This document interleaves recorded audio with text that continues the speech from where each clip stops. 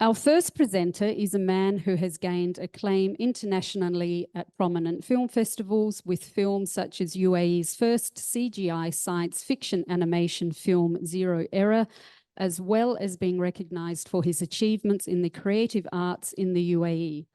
He is the CEO and founder of Dubai-based digital design agency Expanse CGI and has worked as senior digital artist for biannual TV in Dallas. His work also features in major publications. Ashraf Ghori's expansive body of work has earned him prestigious accolades, brand associations, and a growing following in art, pop culture, film, and technology. Today, he will be talking about how to break into a career in fantasy. I'd please like to welcome Ashraf Ghori. Thank you, Margot. Good morning, guys. Very good morning, in fact. I really am honored that I've been invited by the organizers to give a presentation and share with you on this great platform where creative, like-minded individuals can come together and share our knowledge. First off, I hope that my sound and video is clear. Yes, it is, Ashraf. Okay, no problems. excellent. You're very clear on screen. Excellent, thank you. So it's so I'd really like to share with you some of the insights that that I have been working in this creative industry for over 20 years, and to inspire you to think about the possibilities of a career in fantasy. So I'll just share my screen here. Right, guys, what I'm about to share with you may seem like generic slides with information, but this is a lot more than that. This is a culmination of, like I said, a 20-year experience that I've had. There's a lot of learning curves that I had to go through. And this is something which I hope to share and pass across to you. So to make your job a little easier, or to at least demystify what it is like working in a career in the creative arts in the UAE. I've dealt with also international clients and so on. So there's some information in there, which I hope that if you follow, it will help you to understand what it's like to get into this industry. So the most important part of any designer's arsenal, it stems from inspiration. I'd say some of the most creative and the most important works of art may have originated from a singular idea.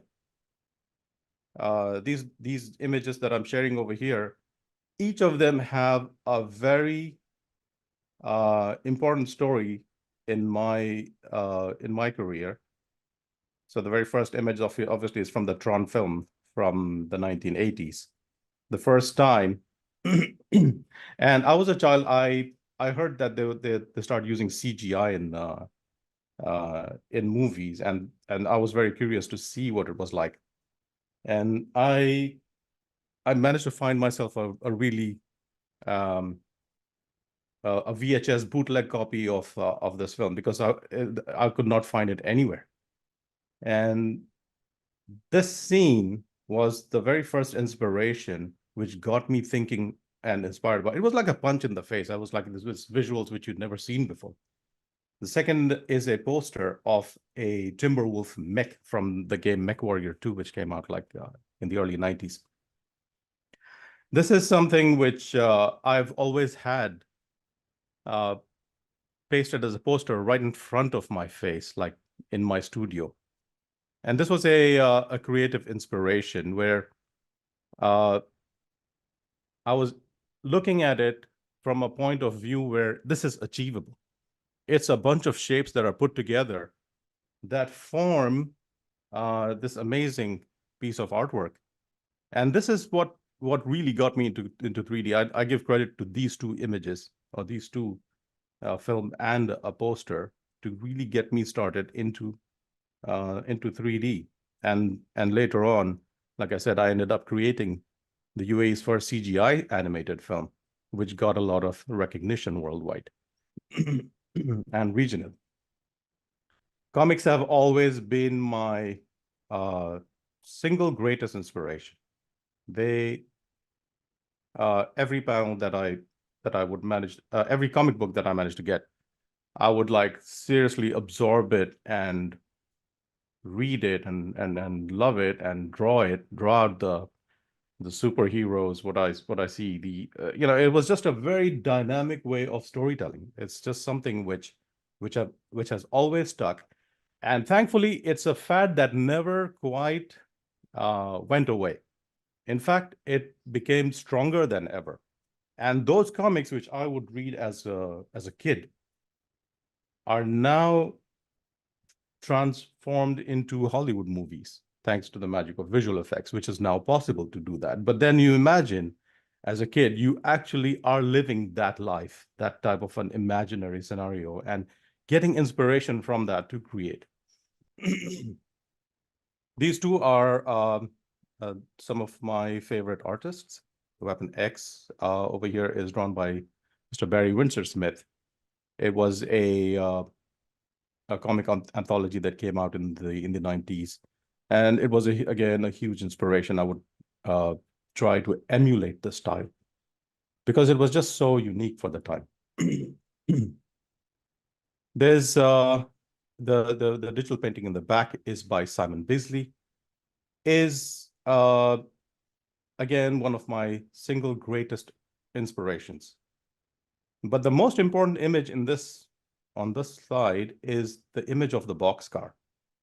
This is something, as a kid, I drew a two-dimensional boxcar, and a friend of my dad's literally added a few lines to extend it or extrude it into 3D space. And this was, how you would say, a mind-blowing experience. And this, I attribute single-handedly this image for me to get started into the art, into drawing, into creating. So never underestimate the power of inspiration, because of a singular source might lead to many good things in your career to follow. There are some rules which I try to follow when it comes to inspiration. So here you are 2 steps above your competition. Who's your competition? Like, you know, your peer group, people who are working with you, people who are in your industry. Why are you 2 steps ahead? Because they are looking among themselves for inspiration. They're ripping each other off, or they might be doing a 9-to-5 kind of a scenario where their inspiration is not to reach any form of greatness, but rather to complete the work and submit it and get it out of the way. So when you, on the other hand, you're not even looking down there, you're looking up to your heroes for inspiration. So you have, whether you're into design, or whether you're into web design or logo or whatever it is, you're looking at the best one in the field, but you're looking at someone who you can successfully emulate. You're not looking at someone who's so good that you feel dejected, or you simply stop creating because you're never going to reach that level. You have the sense of a dejection. But then you're looking at it at a person. When I say a person, or an individual, or a team, or when I say it's an individual, it's better to focus your energies onto one type of inspiration. 1, 2. But then when you start looking at too many different inspirations, you tend to lose out on your core, what you wanted to develop. So at this point, you're not only taking inspiration, you're taking their technique. And by all means, feel free to rip them off and copy them, because the best designers or the best artists, they have started off emulating others, but then make sure that you add your touch on top of that. And this is where the greatness will come in. And right way above are your stars. So here you are, you're looking at the stars, but then you are not taking inspiration from there. You are taking an aspiration that this is what your career would be. Maybe you're a Frank Frazetta towards the end of your career, that you will be looked up to, and you will appreciate the kind of work that they have done. So there's a fine line. There's some stuff that you need to keep in mind when looking at inspiration even. So now now that you're inspired, here you have multiple paths that you can take to as part of your career. You have I come from the paradigm of a generalist, someone who is well versed in a number of different things in art. So I do comics and branding, and I've done graphic novels and storyboards and film and animation. So there's a number of different types of skill sets which I have developed over the years. So working, you have a choice of starting off as a freelancer. Start off as a freelancer. You have, like, facilities now which officially can get you started as a freelancer.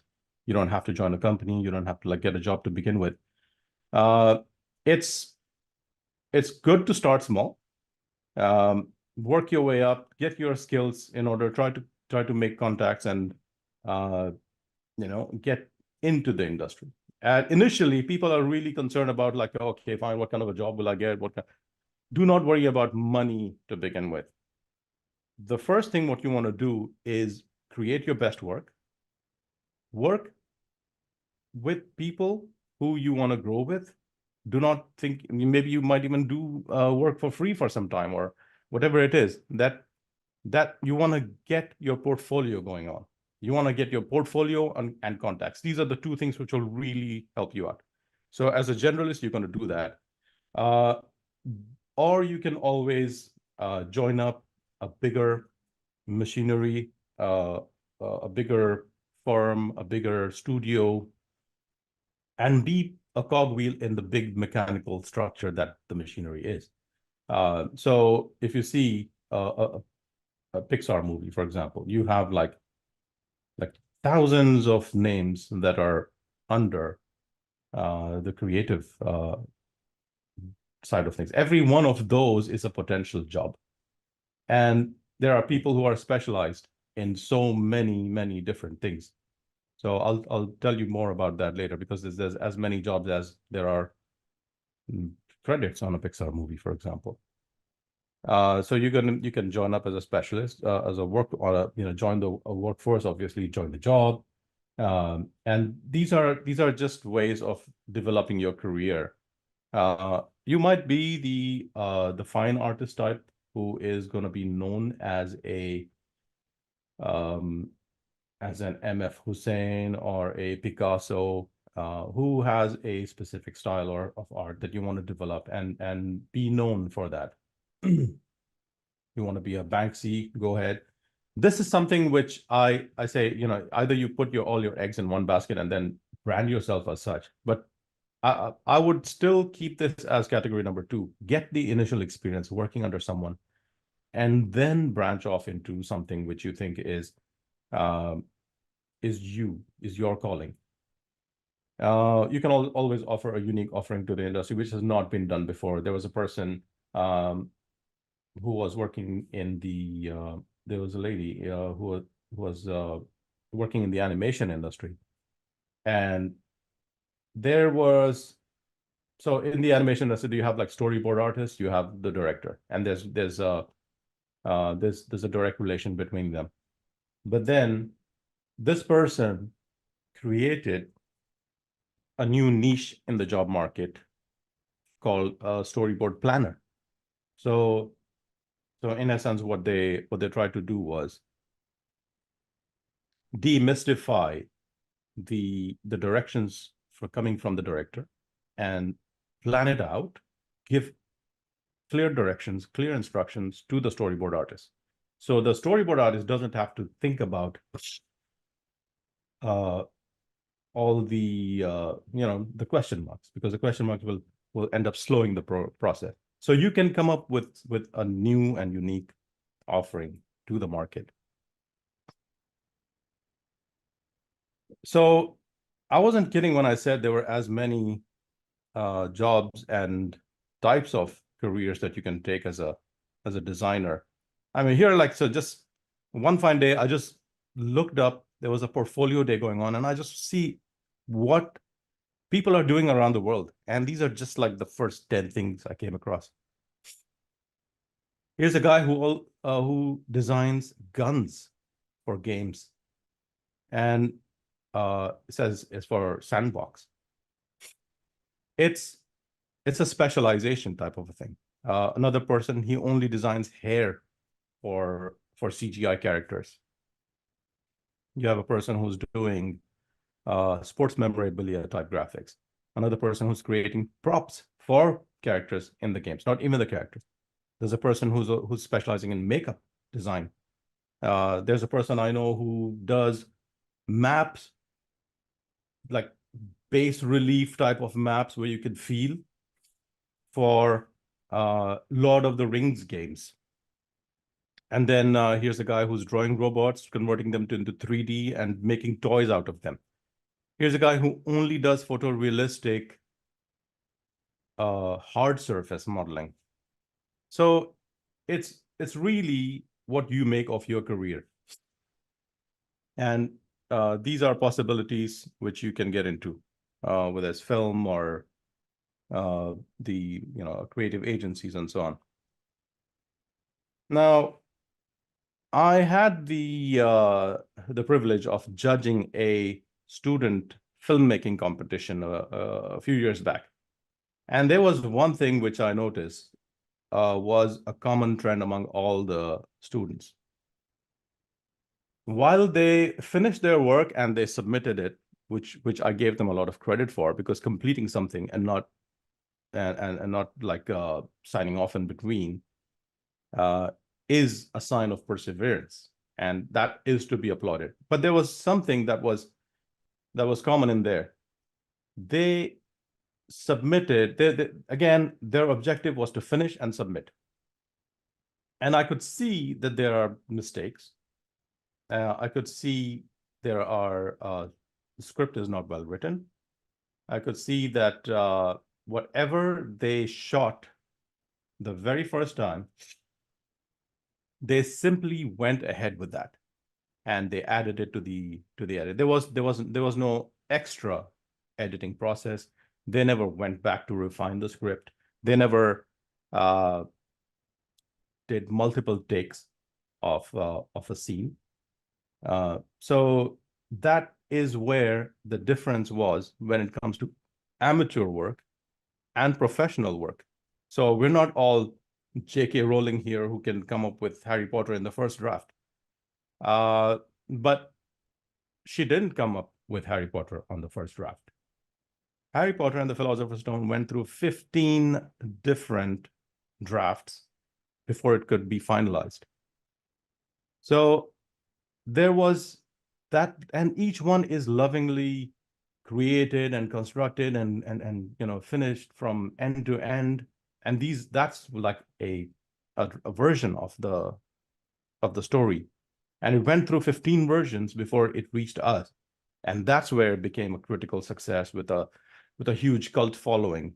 And I think sometimes maybe if the first one came out without any form of revision, or just the first thing whatever J.K. Rowling thought of had come out, perhaps it wouldn't have reached that level of success. Maybe it was missing the initial, some integral characters. It didn't have the level of finesse that we are used to seeing.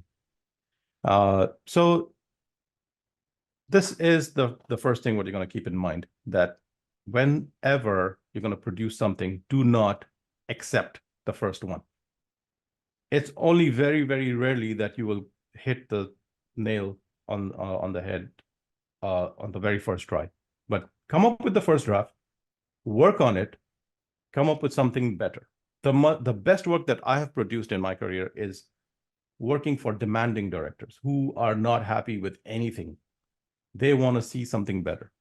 And then I am coming up with something really nice, which I think is really nice. But the director says, no, go back. Let's redo this. Let's make it better. And it came to a point where it was. And then when I saw the finished product, and I was like, I'm glad that the director pushed me to come up with those variants or the redos. And the finished product was infinitely better than what it would have been had I been settled for what I thought was good. There's another thing which has helped me a lot during my career is I have always, whenever a client has entrusted me to do some work, I have always tried to give them a little bit more than what they anticipate. It's not like I have so much free time that I can afford to do freebies. But this, to me, is an investment.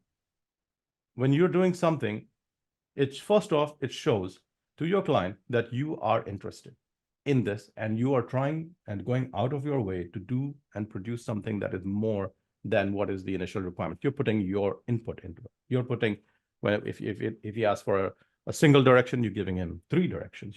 So there are ways that you can improve on what you're doing, and at the same time, now you're giving it 110%.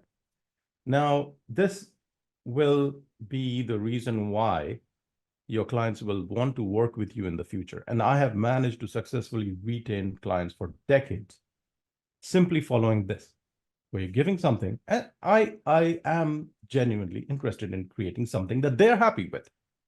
So when people see that, they want to work with you more. So that little extra 10% that you're putting in, it's coming back to you tenfold. Now you're just going to go through the word of mouth channels, go work with this guy or go work with this person, because they have gone out of their way to give me this. And they will get the extra reviews, and the word of mouth is very strong. It will get you a lot of work. My third rule of expanding your portfolio is to also learn on the job. I am a behind the scenes type of a person. I really don't like public speaking. It's not my thing. But every single time there is an opportunity that comes along, I can either say that, you know what, I'm fine. I'm okay sitting in my studio with my head bent down and drawing away or creating the next animation. Or I can say, contrary to my better judgment, that, you know what, I'll do it. And I see some benefit in doing that. Because every single time I have tried to get more than what I have initially anticipated, I try to do a little bit more, expand my comfort zone. This is something that has only added to my portfolio or a skill set, or even life contacts and things which would help you in life in general. What is a real life scenario? So for example, a client will approach you for a storyboard job, but then and you're a good storyboard artist, but then the client also requires animatics to go with those stories. You have that skill set, but then you're like, you know what, I'm fine. I'll just do my storyboard and I'll get paid for it. Or you can step up to that challenge and say, give me 2 weeks, I'm going to get it done. It's not hard. You know there's a technical thing behind it. There's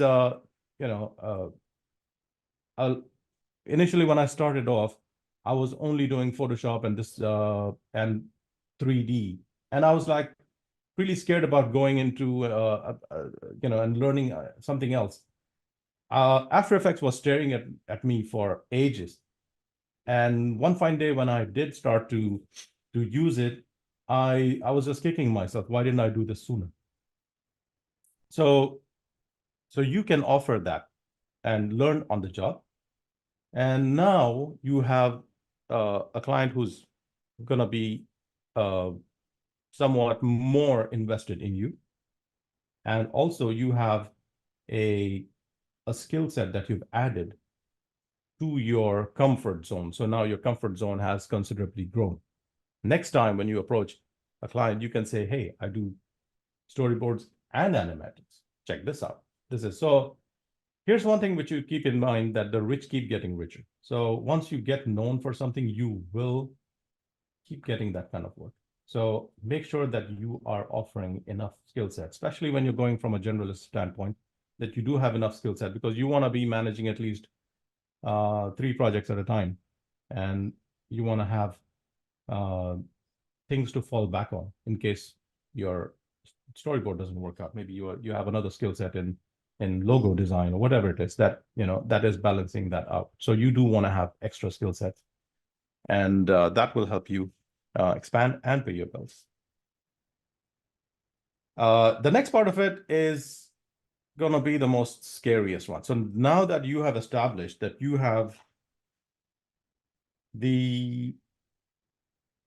now you're doing your best work.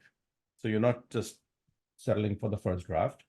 You're giving the 110% policy, where you're putting in something extra, and you're coming out of your comfort zone to expand your skill set. So now is a good time for you to do that personal project that you've always wanted to do.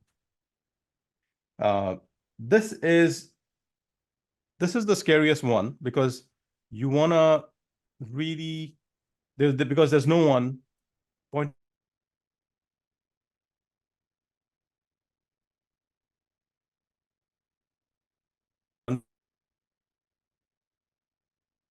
to your head. This is something that you're doing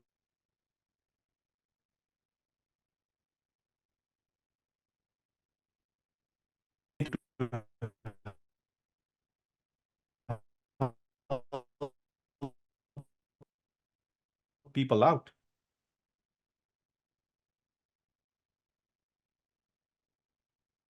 Ashraf, you there? You've just frozen on screen, so we're just trying to fix it. Okay. Sorry, I'm sorry. Did I? Yeah. Am I back? That's okay Yeah. now. Yep. We're back. Thank you. Sorry, I'll just blame the weather for that. I'm sorry, where was I before I got cut off? Could someone? Maybe if you could just start this section again, if that's All right. okay. That's fine. So I would say the next important part of your career, and this is the one which is the scariest, but this will give you the most dividends, is to do that personal project or take an initiative to create something. It may be something that you always wanted to create, a film, a comic, an animation, or a series of paintings, or a benefit a cause, or something that you really feel passionate about, but you never had the chance to do it. So now that you have started following some work discipline and you have some experience under your belt, you're going to take that and make a passion project. Now, this is what you're going to be known by. You will, if things go correctly, then this is going to be your calling card, and people will know you for this, and this will ground you and put you on the map. So what kind of examples can I give you? I have taken maybe just random example, 3 initiatives in my time, in my life. The first time I was a 13-year-old student, everybody was going to school. I really had this itch of getting my work published. So I approached Gulf News and Police Times, and so one of them was I would call him a visionary enough to accept me or give me a chance to create something for a publication. This was the magazine Young Times, because I'm talking, this is like the mid 80s, where you don't have the internet. It's a time where you cannot imagine. You don't have email, you don't have cable TV, you don't have inspiration coming to you left and right. It is something which is a and publications were the only creative outlet for that time. So naturally, I approached them, and so when I took that initiative, I was still a student of 13 years old, but my work started getting published. There were multiple benefits that came out of that. I got into a working relationship with Kalish Times which lasted for over 10 years as a freelance artist. I was doing work on a regular basis. I was getting fan mail. I mean, you can imagine, people sending me, because this was, you have to remember, it was a different time. People were, especially the kids, they wanted to see their work published, and they would submit their work, and there was nothing like that at that time. So this magazine would come out on a Tuesday, and the kids would be lined up in front of the store to get their copy, and would sell out really fast. And it was distributed all over the Gulf, all over the MENA region. It had a great following. And this, to me, was the first stepping stone to my career, where I later on, I mean, just to give you an example, a chief from Microsoft approached me, who happened to be a fellow young timer, who would also be following my work as a kid. So the moment someone suggested that I join up as a brand influencer this was for the launch of Windows 10 and the Surface. I don't even know. I did a number of Surface tablets with them. The launch of so I would they would use me as the face of the campaign. It was called Do Great Things. So that association came in from a young timer, something that I did as a 13-year-old, where, again, I took the initiative. Nobody forced me to do it, but it's something that was there. I grabbed the opportunity and did it. Number two thing that you see over there is called Tempest Comics Presents, is a 4-issue miniseries that I was a student in Houston in the mid-90s. I got in touch with some creative, like-minded people who are into comics, and we joined together and wanted to create our own comics. And very soon we started getting into it. The Houstonian crowd started supporting it. They saw these young guys who were trying to do something, and they started featuring us at comic conventions, and we were rubbing shoulders with greats like Stan Lee and Al Williamson and Jim Lee and Todd McFarlane and Rob Liefeld. And we were there being featured along with them at conventions. And none of our weekends for the next 2-3 years were free. Every single weekend we'd be featured at different convention. And these were comics that we're creating over there. These were creator-owned type of stuff, independent publishing. But look where that led us to, where we ended up being featured on PBS TV. We were featured on the cover of Houston Chronicle. So there was a lot of good that came out of there. People remember me also. So some fans from the US remember me from there as well. And the third initiative is probably the reason why I'm even here in the first place. This was around 2008. I came up with an idea where in 2009, or the end of 2008, there was a recession that happened. So before that, I was flooded with work. There was, through my company, Expand CGI, formed in 2007, there was a lot of work coming in. But then come beginning 2009, there was a lot of, there was not enough work to go around. So at this time, I thought, again, this is a good time for me to do that thing which I've always wanted to do. So I started this writing a script for a film. So it was about a time-traveling cyborg who would go back and record lost history. And soon I realized that this was a really big project and I'm not able to sustain myself. So I started, taking in help from people on social media. Twitter was new at the time. So I got in touch with friends from there. Everybody who appears in this film is a Twitterati from that time. There was I worked my 7 machines to the core, rendering. Things weren't so easy at that time because here we are like rendering some photorealistic type of work on. There were workstations, but then you can imagine like each frame is being pushed to several minutes, and then once you put it together for a small sequence, it could take days or weeks. So it was a really long time consuming type of process. So I tried to take in some help from people online, and in lieu of sponsorship, I would put their logo in there and all right, well, I really want to make this film. So 2 things I did.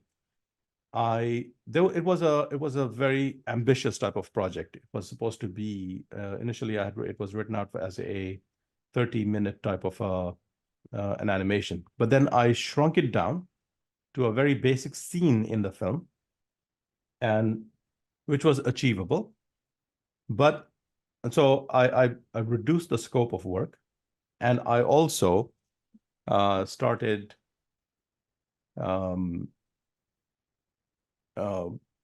getting in help from my resources.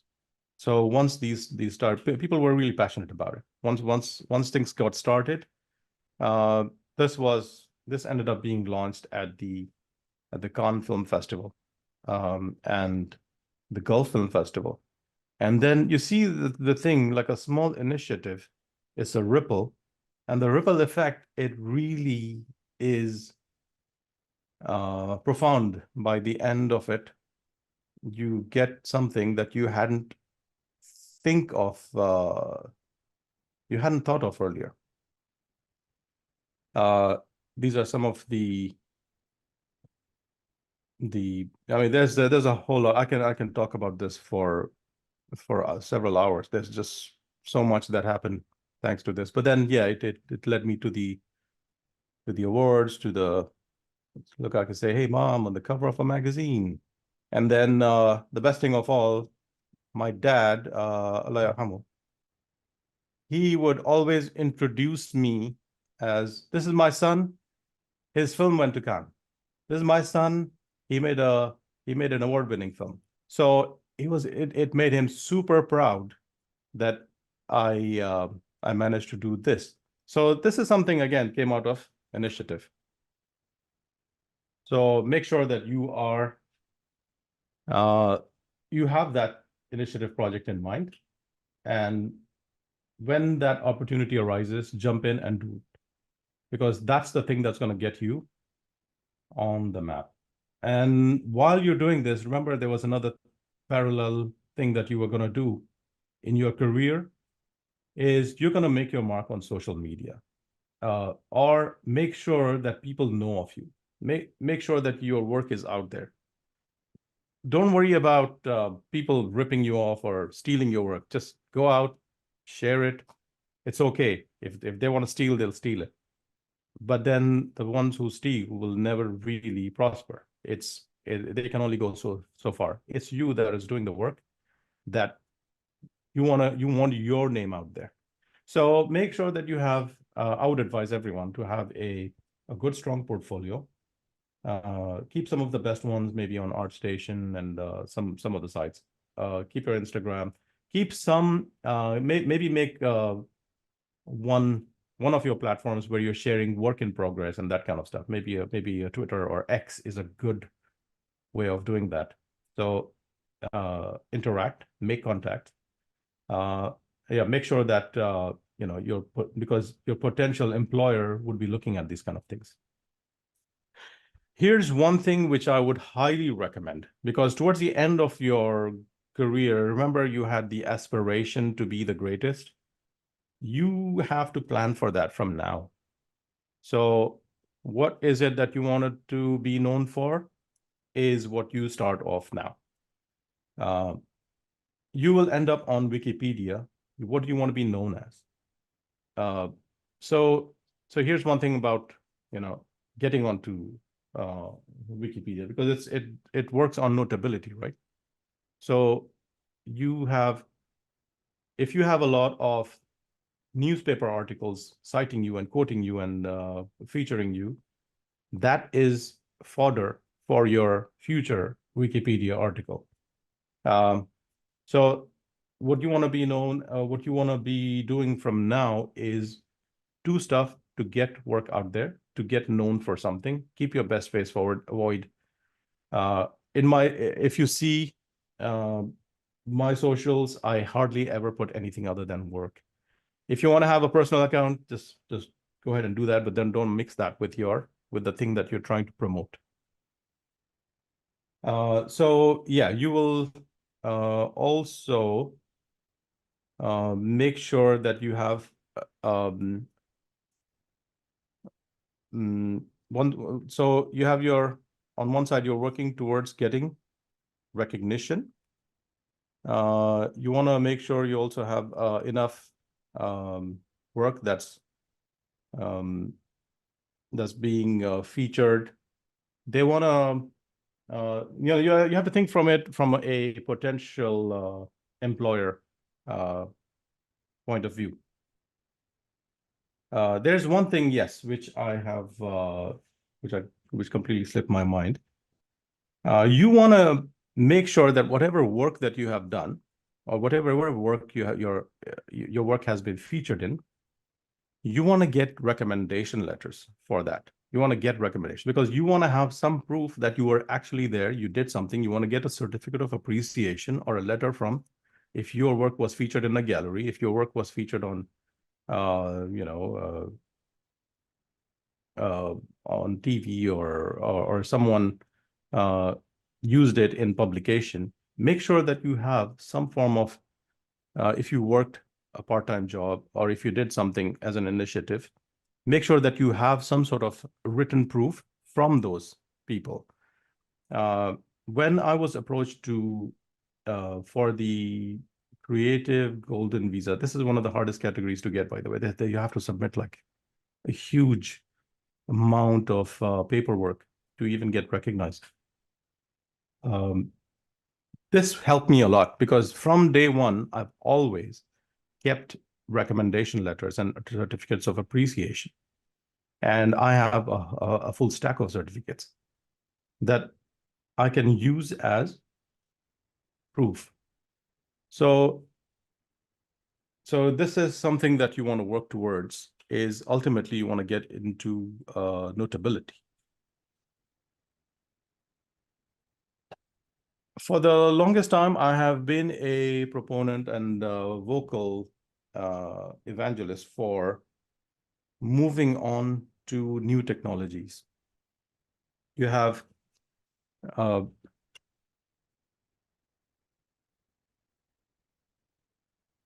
sorry, I'm just checking time. I think we're good with time. Yeah? Right. So for the longest time, I've been telling people to get on to new technologies, new trend, learn. Some of my clients who were maybe in the early 2000s, when the websites were getting popular. So I would approach them and say, hey, you need to move your business onto there. It's really the smart thing to do. But then there were a lot of these stubborn type of people who said, you know what, look, our business is personal. People walk into our store and then we deliver and so on and on. And it's we're fine with that. We don't need a website.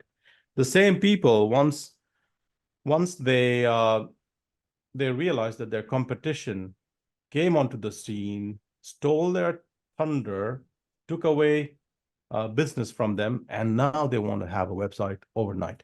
So before that eventuality arises, make sure that you are ahead by adapting new technologies. Now, we will definitely be talking about AI in a little while.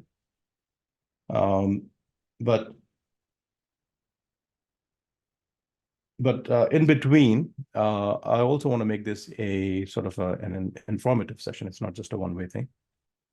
So I will share with you a couple of case studies of what these are probably two of my most commonly requested works. So case study number one is about comics.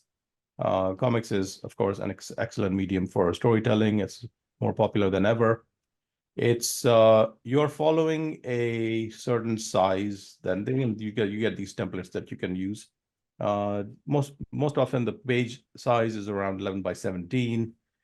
So comics is a group effort. You are working in a team, unless you're one of those one-man shows who does all of it. There are people like that as well. But typically comics that are produced are the 23 to 25 pages long monthlies that come out. Those are a collaborative effort. You start off with the writer. The writer works with the artist who lays out the initial panels. The writer also guides the flow of how he's kind of like the director also, I guess, so we see a lot of times it's a collaborative effort between the writer and the penciler, who's the main artist of the comic. So once that's established, then there's space that is left out for dialogues, and the initial pencils are done. And from there, you have the finished pencils. There's one process missing in between these two. You have the finished pencils, and the finished pencils are then given to the inker. The inker embellishes it and makes it into fine, legible work and rubs out the pencils. Then from there, there's another process that goes in between goes to the flats, the person who does the flats. The flat person cuts out individual shapes of the entire panel into different flat colors. Now, this information is taken by the colorist, who then, easily selects those areas and paints them or colors them in a more appealing way, with more detail and light and shadow. And finally, there's the lettering that's added on. There's sound effects that are added on, and then there's a nice gloss towards the end, some color correction, and so on, for the overall thing. And this is how a typical comic book page is made. Comics is also a very demanding type of work. You have to be a very diligent worker. You are churning out 23 pages a month. It may not sound like much, but it is a lot of work. And comics are notorious for missing their deadlines. Why? Because the artist took on more than he can chew, and the work gets delayed, mostly because of that. Storyboarding, on the other hand, is not as detailed or meticulous as comic art, but it is more demanding in a different way, because the storyboarding is the process where you're visualizing the artist's direct vision and giving it a sequence in a visual format and sharing it with the agency, who then shares it with the client and the team, who use that as the basis for filming a film, a TV commercial, or a series, or even a movie or animated film. So it's a very important part of the creative process. So taking the director's vision and putting it on. But what is the real case scenario? The agency will approach you. All right, we have a PPM happening the next day or the day after, and we need boards for a commercial. So the director will come onto a Zoom call just like this, maybe, or you might have to go and take the briefing from the director, who's usually like flown in from a different country. And they give you the instructions. Make sure you record that meticulously, because because you only have a very small window to complete the work and submit it. The way I usually work is like if it's Zoom, I record the call, I take in the information, I break it down into the rough draft. First draft, I share it within 24 hours. So this way the director knows that it's right. At that point, they have like feedback. You know what, Jay, make this frame wider, make this. So you need to know some terminology. You need to know some lingo, what is a worm's eye view? What is an American shot? What is a long view? What the director is implying when it comes to the kind of shot that they're looking for, overhead and so on. So at that point, you have a chance to rectify, and then you're within another 24 hours, you're like supposed to finish like maybe 25 to 50 frames. So it's a very demanding, very creative, very time-intensive type of work. So just keep that in mind when you're considering getting into this. So one thing that I must talk about, even though it's not really part of the fantasy world, is most of the roads that you see, the career paths, end up taking you to establish your own business or a brand out of so whatever it is, it's a business aspect. So I started my company in 2007, back when rules were a little bit different. I started in Dubai Media City. It was a shared desk type of a setup. So you can start small. So I would recommend starting small. You can get an angel investor or a partner, or take a bank loan and get your work out there. But you don't want to start in a minus. Believe me, this is something which is just going to add to your burden. Start small, grow into it, and then when you're ready for it, maybe take the next step and get. So again, I'm the opposite. I prefer to keep my operations small and manageable. When you're starting off, you probably need like 100,000 or no, 100,000 dirhams maybe to show as a bank balance. You need to submit a business plan, 5-year business plan of what you want to do with your company, because starting off a company in the UAE will definitely be it has its pros. The reason why you want to do that is because I'll tell you what was my inspiration for starting the company. I was doing fine as a freelance person, but then there is a degree of comfort that the client faces when they're dealing with a company rather than an individual. Even though you might be an individual company, it's still a better position to be in, because even government jobs, for example, they might not want to prefer working with freelancers. It's their discretion at the end of the day, but then in real life, they want to work with a company. They want to give you more work. They want someone accountable. They don't want someone who they feel might just might run away. So establishing a business is a good idea. So you have a business plan. Then there's a process of 3 months of approval. And then there's, they do also a police check, so make sure you are not doing anything shady.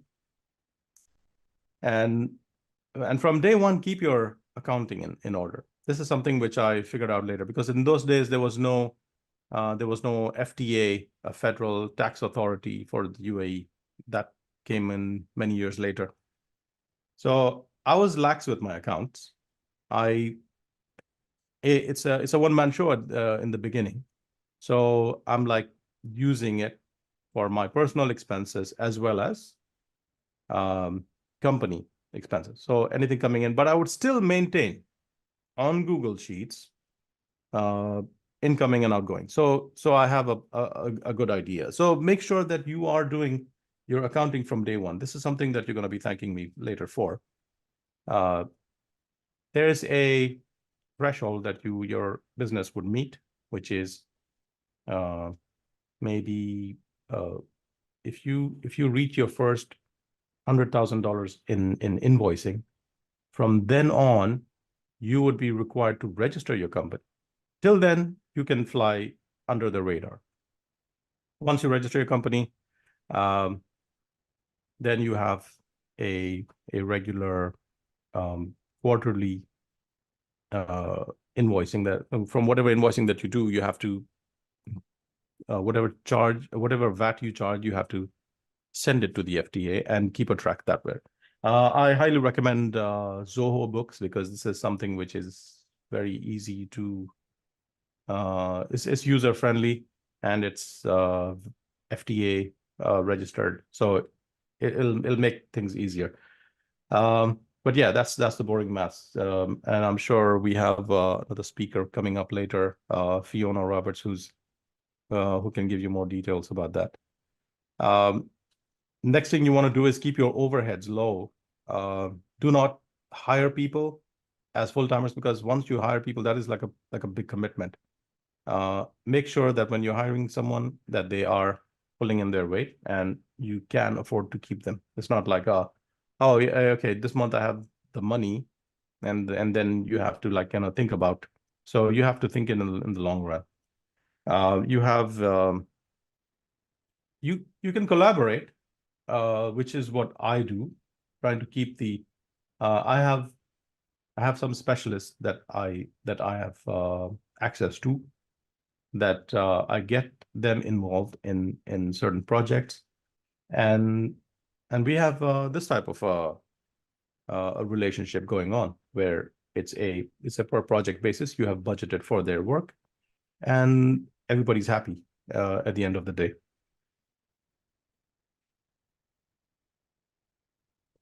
This is going to be the most important part of your business. You might find it hard to believe, but we have never, ever used money to advertise our business online at Expanse. It has always been word of mouth. And remember all those things that you've been doing? You've been doing the 110, you've been giving back to clients, you're making sure that your clients are happy with you, with the work that you do. Yes, keep that in mind, because your clients are the ones that are going to keep you in the business. Make sure that your client is happy. You're giving him something more than what you're looking for, and then the word of mouth starts happening. You have one project will get you 10 projects. You will have to choose between projects if you play these cards right. So yeah, just make sure word of mouth is positive, not negative, and you will never have to worry about where your next client is going to come from. Okay, now for some bad news. You see this image of a magical rainbow kingdom. It was done by my 8-year-old, who got onto my Discord and typed magical rainbow kingdom and got that. This is, some of you might be feeling an existential threat now. So what is even the point of doing all of this now, when a child can come up with that? So I'm here to argue otherwise. I think this is the best thing that has ever happened to designers. Now, do not think of AI as someone who's your competition, who's out there to take your job away. Think of it as your assistant. Remember how people always say, oh, I wish there were two of me so I could do twice the amount of work. And so here you have not just two of you, you have multiple versions of you from the multiverse, and you can do so many different things with that. You have, you know, AI assistants for writing, for design related stuff, for video, for you name it, and it's there. Audio, scripting. It's just so much that is possible now. Think of it as as extra help that you have. And this is the way you need to do things, because at the end of the day, the client is coming to you and not going to a machine. And this is where your personality, your talent, your creativity, your personality matters. Your mind, they want to see that. They want to see what it's not about a kid who can fluke one. It's about a creative individual. You know, well, like creative directors, they don't actually do the works, right? They direct others to do stuff creatively. So this is where and why would a creative director get paid more than the graphic designer who's actually coming up with the work? Is because of their creative vision. And this is where you as a creative person will win out in the end. And then you have the opportunity now to, because you know it's you have to think of it as a great time to live in, because never in the history of mankind have you ever had a time where you could imagine something and a visual appears by imagining, and it's possible now. So what's stopping you from doing the next best thing? What's stopping you from greatness? What is stopping you from taking all these free resources that they have given? Unreal Engine is free. Unreal Academy is free.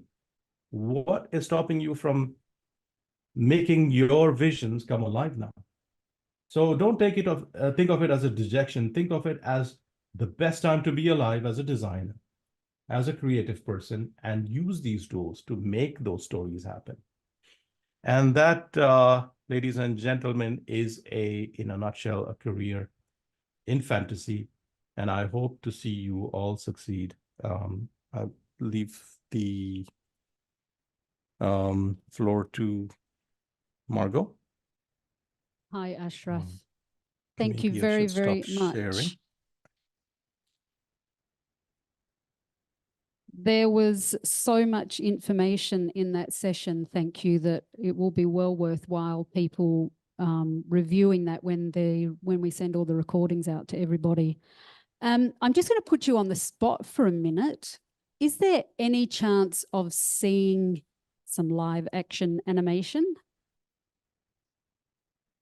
Have you got one of the, an example from maybe Xero Error or anything? Could you play the trailer for Xero Error, because that's on YouTube? If you would That'd you be able to great. do that, because you're sharing?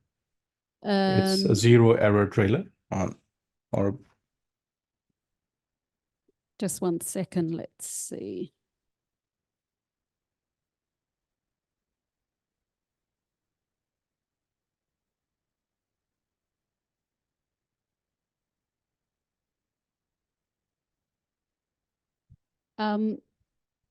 Just while here it is. We're just going to share the screen. So I'm just curious how you what your participation in this was. You drew every scene. Was this you drawing every scene for this movie? This was, I initially came up with the script. I came up with the concept art for the entire film. I came up with the characters. So it was like creatively, it was all my vision. I directed it. I even modeled part of the character. I textured it. I was involved in the editing. I was directing the sound guy to how I want the sound. So it was it was creatively driven by me. And there were some people who joined on board that, that helped make it a better product. So obviously a professional audio recordist and professional voiceover guys. They're not professional, but then they recorded their voices in a studio setting. And we had this fun casting session of people, you know what, everybody come try out your talent. And if you think so it was a bit of a discovery type of a thing. So everything from audio to visual, right to the editing. So it all had my input in there. So, okay, let's have a look at the trailer, which we'll do right now.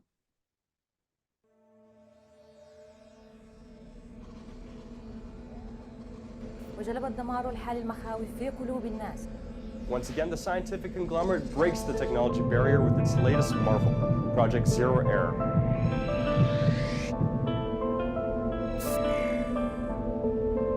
We're throwing the biggest end-of-the-world party. Are you seeing this? Several years from now, virtual geographic will bring about the biggest change on the planet.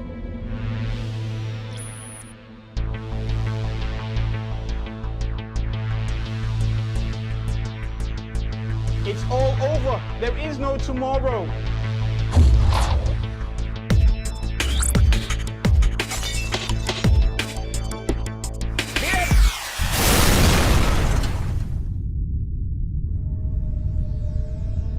Can they succeed this time? Only time will tell.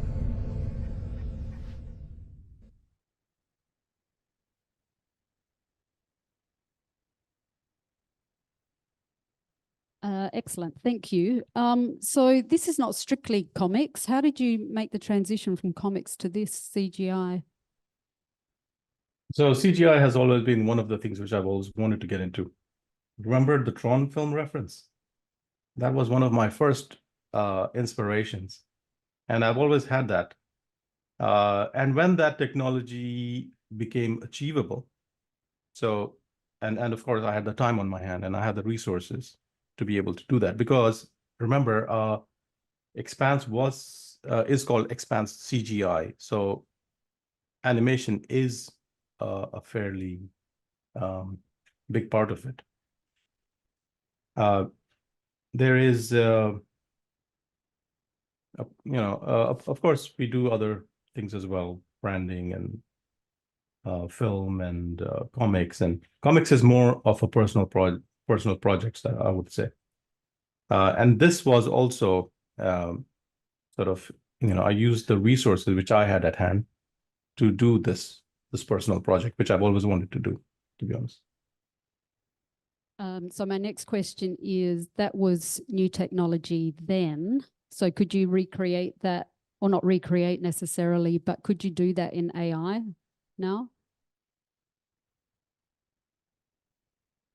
AI can definitely do a lot more than what I could in there, but there is still one thing which it's still an emerging technology where you don't have the consistent form factor for telling a consistent story. So this is one of the biggest complaints from designers who are working with AI, that they don't have consistent characters, they don't have consistent scenarios. It's all every frame has a jitter, everything has like a different feel to it. That said, they are improving as we speak. It's just the improvements that have been even just a year ago compared to now is mind-blowing. And for sure, there is a way to incorporate AI, because there's some people who are doing real-time. So they do the block version of the scene, and then a prompt is driving real-time conversion in another window of that very same scene, but that is looking like a polished finished render, which would have taken us months to do, but it's happening real time now. And then you can take that and run it through another AI upscale program to make a grainy video something more finished and polished. And so these are things which were unheard of at the time. And if only I had these kind of technologies at that time, it would have been a lot smoother process, and a lot more would have been done. Maybe I probably could have done that longer film, which I always wanted to do. Okay, thank you. We will be hearing more from Ashraf on AI in our panel discussion at 5 o'clock this afternoon. We do have a question. If anybody online would like to send in questions, please do. I'll just hand over to Kanika to ask her question. Hi, Ashraf. Thank you for that brilliant presentation. There was such good advice for our creators who are going to go out in the job market or thinking of starting on their own. I had a question on how do you connect with the right people in the industry? I know you spoke about just approaching Khalij Times, but that's not always the possibility when you're starting out fresh. So how did you go about it when you were a student or a young artist and trying to get your work out there?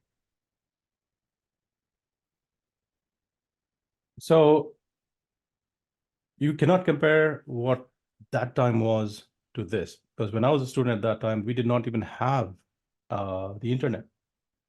So it was a completely personal, picking up the phone, making cold calls, introducing yourself, that type of work was involved. But now you don't have to. You have these amazing, this platform, for example, you have so many things like this that happen around Dubai. Go and introduce yourself.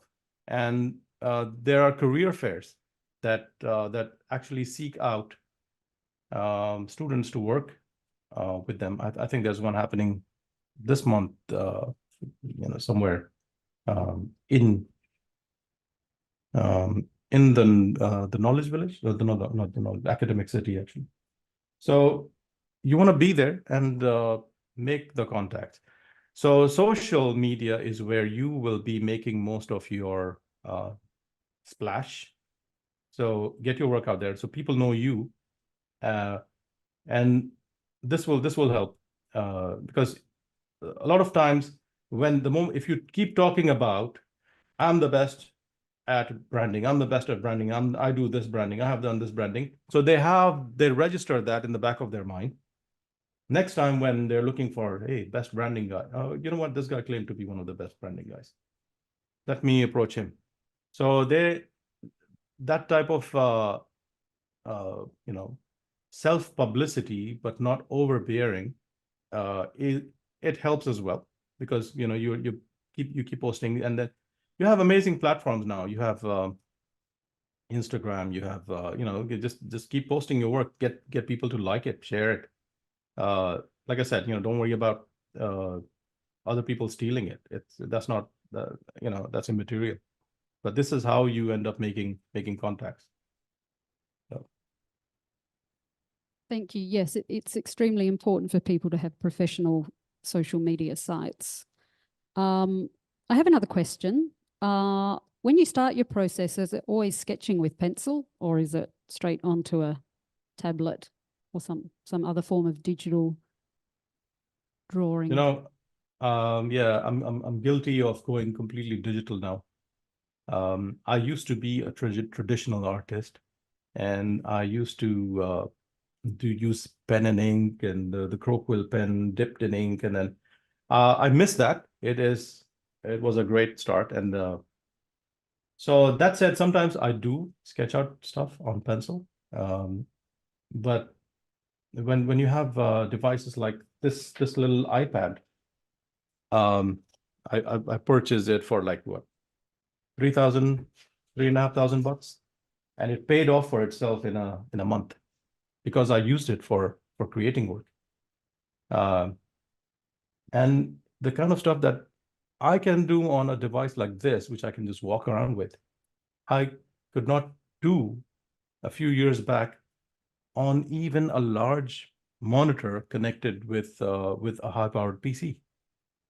So it's so easy for you to get started with ideas. So for me, it's like, open a new page on the Procreate app and then just sketch out some roughs. And that's how I get started. Okay, we have time for one more question. Anyone else? Okay, we have a question online. How important is it to develop an ability to go out and just observe life and people and then connect the dots to come up with stories? So how important is it to get out into the world and observe to get inspiration? No, that's a very, very important question. Some of the best artists and designers and people who have done their due diligence and made a name in the world, I have asked them, this seemed to be a common advice, that learn from nature, observe nature, draw from real life, learn from. So it's very important to keep, like especially if you're in the visual industry, you need to observe what is going on in real life and try to capture that because a lot of times, whether it's film or comics or whatever, they're always a reflection of reality, and the more you observe, the better you get. Yep, good advice. We have many more questions that we could ask you, but unfortunately we will be moving to the next speaker. But we look forward to speaking with you a bit later today and welcoming you back to the festival. So thank you very much, Ashraf, for all of that information, and it will be good to review the presentation in the recordings. Thank you very much. Thank you for having me.